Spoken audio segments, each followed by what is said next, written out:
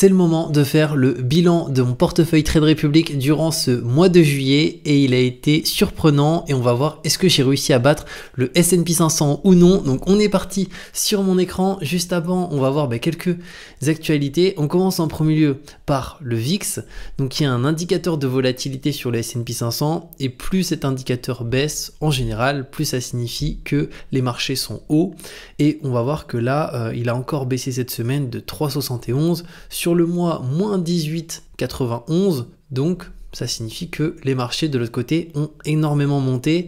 Sur 6 mois, là on peut voir que c'est en légère hausse, mais par contre sur un an, on est sur des niveaux très très bas, sur 5 ans aussi.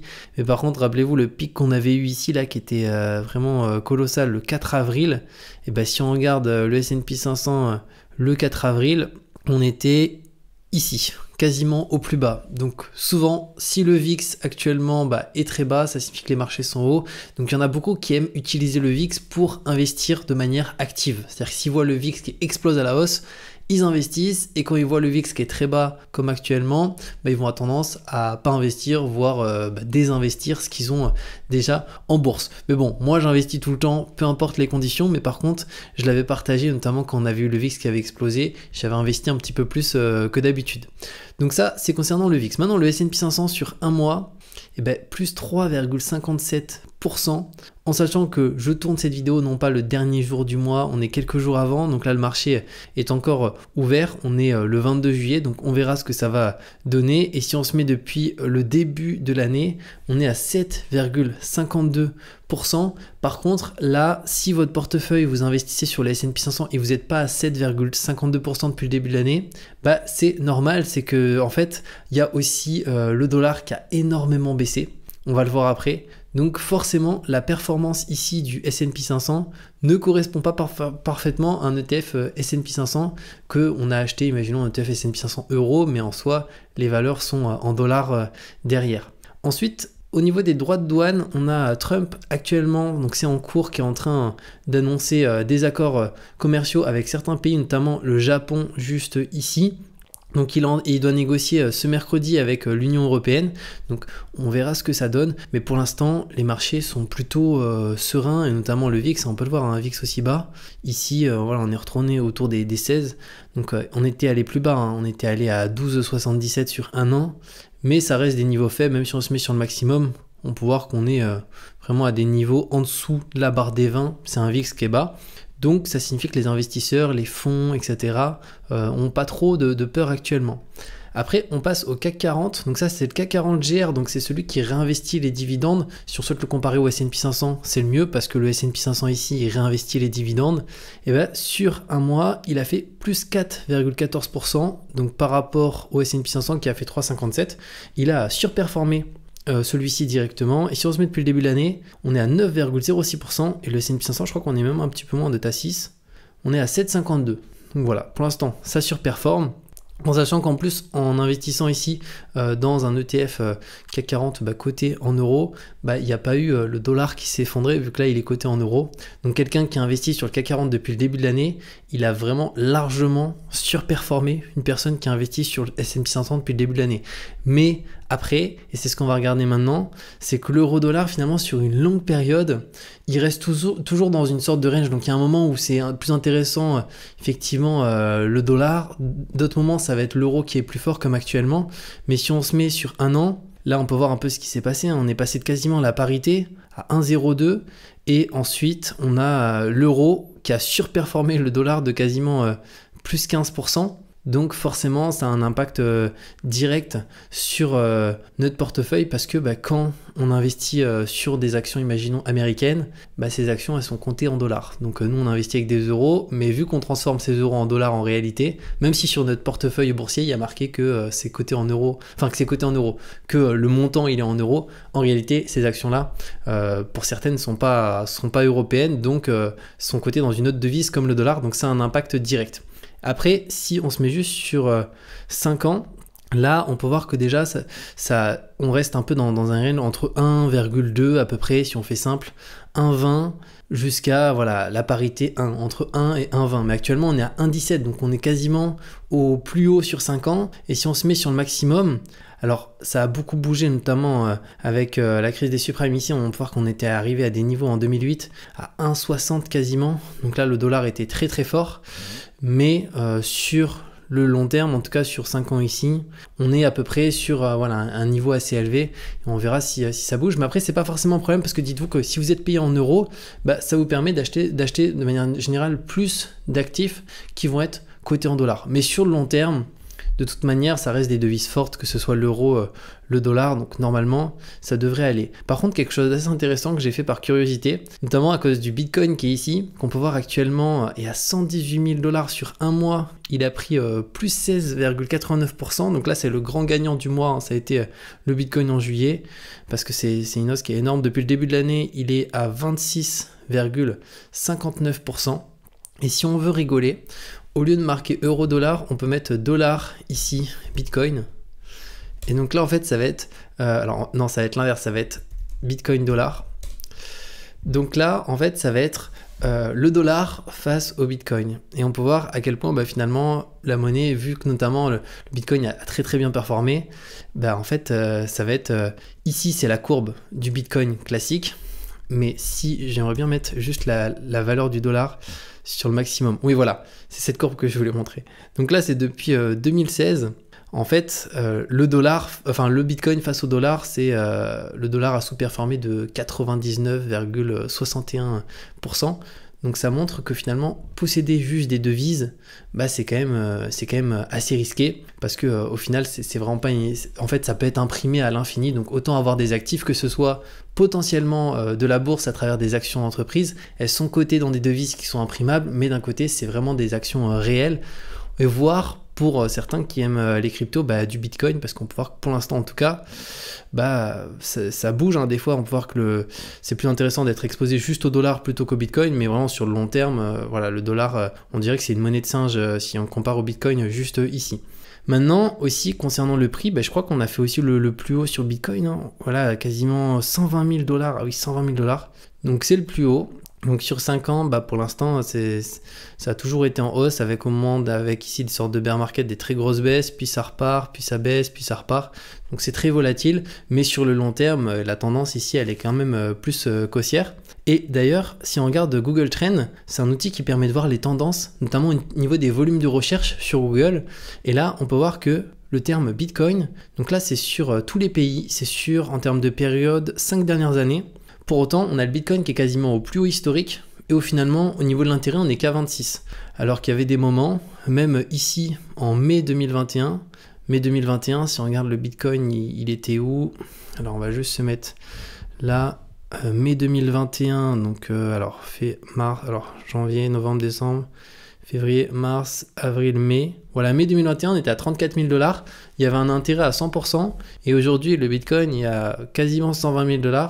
Et l'intérêt est vraiment beaucoup plus faible. Donc ça signifie qu'il y a de plus en plus de personnes qui y croient. Et notamment, même s'il n'y a pas encore énormément de nouvelles personnes qui rentrent dans ce marché, pour ceux qui ne sont pas rentrés, parce qu'il me semble que c'est, je sais plus, je crois que c'est 600 millions de personnes qui utilisent les crypto-monnaies, ou du moins qui ont déjà interagi avec une blockchain. Donc je crois qu'on est 8 milliards ou quelque chose comme ça. Donc au final, c'est pas grand monde. Et là, on peut voir qu'on est en intérêt à 26, ce qui est assez bas. Et si on se met depuis le début, on va pouvoir regarder. Bon, 2004, il n'y avait pas la crypto, mais je pense qu'il va nous mettre 2011 peut-être. Voilà, vers 2011, bon, il n'y avait pas d'intérêt. En 2017, il y a eu un très gros intérêt. Mai 2021, finalement, souvent, ça correspond au top de marché. Et là, actuellement, on est là, quoi. On est à 24. Donc, n'hésitez pas à me partager ce que vous en pensez, si vous avez du Bitcoin. Et si oui, est-ce que vous comptez le vendre, ou au contraire, pas du tout? Vous vous dites, bah moi, je le garde long terme, parce que par rapport à beaucoup de devises qu'on pourrait garder, bah, le Bitcoin surperforme largement. Et jusqu'à maintenant, il a aussi surperformé les actions. Et la map du S&P 500, d'ailleurs, si on regarde sur un mois, quasiment toutes les actions ont très très bien performé, notamment les grosses actions d'entreprise. Google quasiment plus 15%, Amazon plus 8%, Apple plus 6%, Microsoft plus 5% et Nvidia plus 16%. Et c'est Nvidia qui a fait exploser, on va le voir après, mon portefeuille. Et après, il y a aussi d'autres actions ici. On va avoir Oracle et pas mal d'autres éléments AMD, donc ça c'est des processeurs, les banques aussi, même JP Morgan, etc. Donc ça a été un mois qui est très positif. Bon, au moment où cette vidéo sera publiée, il y aura quelques jours qui seront passés, mais je pense que le mois restera toujours positif. Donc ce qu'on va faire maintenant, c'est qu'on passe directement sur mon portefeuille. Petit problème, j'ai voulu lancer l'enregistrement d'écran directement en étant sur mon portefeuille Trade Republic. En fait, il y a un message, c'est qu'à partir de maintenant, on ne peut plus concrètement enregistrer son écran pour partager en direct les positions. Donc c'est pas grave. Ce que je vais faire, c'est quand même, pour éviter de faire des captures d'écran, ou je pourrais faire des captures d'écran, mais pour que ça soit plus sympa et qu'on voit vraiment en direct les performances, etc. C'est que je vais partager directement comme ça l'évolution un petit peu de qu'est-ce que ça a donné. Donc premièrement, la valorisation du portefeuille, je pense qu'on va le voir, on est à 5140 € si ça n'a pas bougé en quelques secondes. Maintenant, après la partie ici, qui est la partie argent non investi, donc j'espère que je suis sur la bonne page. Là, je crois que je suis à 4000 €, non ? Oui, 4156 €. Et d'ailleurs, on peut voir qu'il y a un investissement qui s'est fait aujourd'hui sur Apple, parce qu'on va voir, j'ai investi dans différentes actions et tous les investissements, c'est par semaine. Et Apple, là, vient d'être exécuté, mais il y en a d'autres dans la journée qui doivent s'exécuter. Après, ce qu'on va faire, c'est qu'on va descendre. Et déjà, sur le mois, alors je vais essayer de me caler sur le mois, on a eu une super performance parce qu'on a fait plus de 4%. Donc ça, c'est vraiment top avec une super belle hausse. Si je descends un petit peu plus bas, là, on va avoir les évolutions, mais je crois que c'est sur journalier. Alors, je vais essayer de modifier pour qu'on ait depuis l'achat. Voilà, là, on a toutes les positions du portefeuille. Et ce qui est intéressant, c'est que tous ces titres, ils ont été achetés au même moment. Et le but, c'est de voir est-ce qu'on surperforme le S&P 500. Donc, dans le portefeuille, il y a 50% des S&P 500. Donc, j'investis 300 € par mois en S&P 500 et 300 € par mois en actions individuelles. Et pour ça, je vais vous partager si ça a surperformé. Et d'ailleurs, aussi, si pour le coup, vous souhaitez investir via Trade Republic, je vous mettrai un lien sur cette vidéo qui vous permet de créer votre compte gratuitement. Après, sachez que l'investissement en bourse, ça comporte un risque. Vous pouvez aussi perdre de l'argent. Ne pensez pas que vous allez pouvoir que gagner de l'argent. Mais à mon sens, sur le très long terme, si on a une vision vraiment long terme, ça peut être intéressant d'allouer une partie de son épargne à de l'investissement. Et après, plus on investit entre guillemets sur des petites entreprises, plus le risque est élevé. C'est pour ça que là, le but, c'est de voir est-ce qu'on arrive à battre le S&P 500 avec des grosses entreprises comme Apple, Microsoft, Visa qui sont déjà dans le S&P 500, mais tout simplement en prenant uniquement les plus grosses concrètement, pas que ça, mais certaines qui sont vraiment importantes, parce que j'ai pas pris Facebook, j'ai pas pris certaines actions qui sont aussi pour le coup très connues. Maintenant, au niveau du plan d'épargne, alors ça c'est les entreprises dans lesquelles j'investis avec surtout la répartition, donc c'est les investissements par semaine, donc ça va bouger, mais concrètement c'est la répartition qui ne change pas au niveau de ces 600 €. Donc les montants sont pas les mêmes, il y a certaines actions que je surpondère un peu plus que d'autres, et d'ailleurs au niveau des grands gagnants, on l'a vu précédemment, mais c'était vraiment ce mois-ci, c'est Nvidia qui a explosé. Je crois que je peux pas regarder sur le mois, mais il me semble que depuis l'achat je suis à 23%, mais sinon sur le mois je crois que c'est quasiment du 16 ou 17%. Et Nvidia, ce qui est marrant, c'est qu'il y a à peu près, je crois que c'était après 3 mois, on était en négatif autour des moins 10 ou moins 15%. Donc c'est pour ça que le but c'est vraiment de pas vendre et pas de faire de trading, juste réallouer certains titres, notamment Apple. Apple, je suis à moins 8% depuis le début. Donc c'est pour ça qu'Apple, je continue d'investir parce que c'est une boîte que j'aime beaucoup et aussi j'utilise leurs produits et pour l'instant moi je suis hyper satisfait, donc je me dis que si je suis satisfait, il y a potentiellement plein d'autres clients satisfaits et le jour où je trouverai vraiment les produits moins bons, à mon avis ça sera peut-être plus le moment de continuer d'investir dessus. Maintenant ce qu'on va regarder c'est la performance du S&P 500 dans ce portefeuille face aux actions individuelles, et aujourd'hui ça fait à peu près 6-7 mois que ce portefeuille a été créé et depuis quasiment le début, c'est-à-dire 5 mois sur 6, concrètement, le S&P 500 surperformait tout le reste des actions. Et donc, c'était vraiment à chaque fois une surperformance en général autour des 2%. Et là, ce qui est intéressant, c'est qu'au final, ça a changé. Alors, je vais mettre sur les statistiques. Donc, on est pour les actions, la valorisation, donc on est à 50,44%.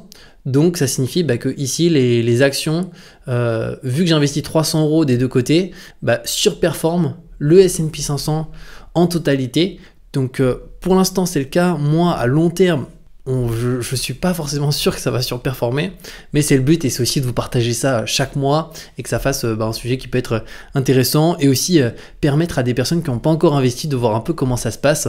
Et en tout cas, moi c'est ce que je fais, uniquement les plans d'investissement comme ça. J'ai pas les frais et surtout, voilà, une moitié vraiment très safe, 50% en ETF et 50% restant, plus en action. Et le but ici c'est de voir est-ce qu'on va réussir à battre tout ça en sachant que ça doit faire déjà 6-7 mois, donc on va le tenir pendant 3, 4, 5 ans et ça fera déjà des gros montants investis parce que 600 € par mois c'est vraiment pas rien. Donc voilà par rapport à ça et à ce portefeuille sur ce mois de juillet. Donc on verra si août sera un aussi bon mois, mais en tout cas là je pense que ça a été vraiment assez exceptionnel. Comme je l'ai dit, si vous avez des questions vous pouvez me les mettre en commentaire directement et au-delà de ça je vous mets le lien de cette vidéo pour créer un compte Trade Republic gratuitement, sachant que l'ouverture c'est vraiment rapide, ça prend même pas 5 minutes parce que c'est une vérification avec directement son visage, le téléphone, etc. Donc ça va très vite et on se retrouve de toute manière très bientôt pour de nouvelles vidéos.